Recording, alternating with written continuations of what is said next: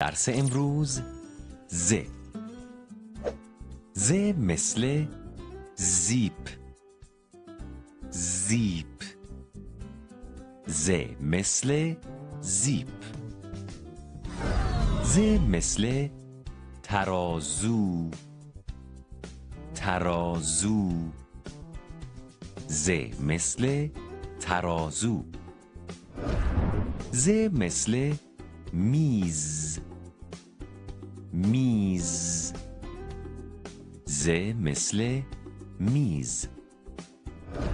ز مثل زنبور. زنبور. ز مثل زنبور.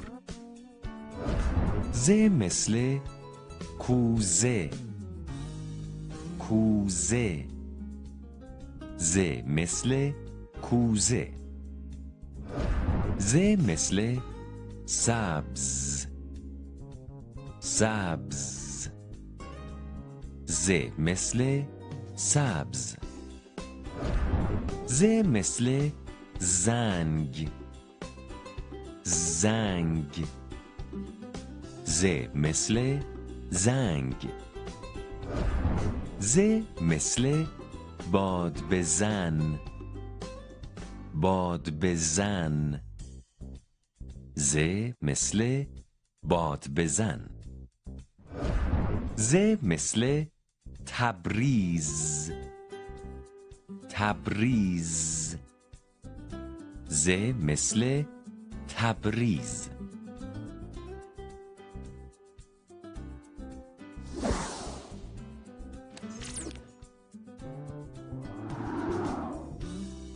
روش صحیح به دست گرفتن قلم. دقت بفرمایید. با طریقه نوشتن حرف ز آشنا می شویم. ز.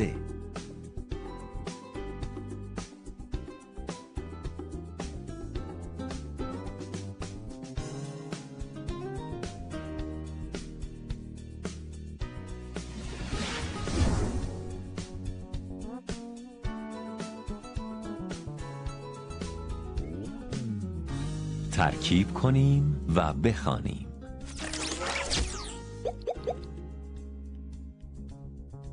ز با آ زا. ز با ای زی. ز با او زو.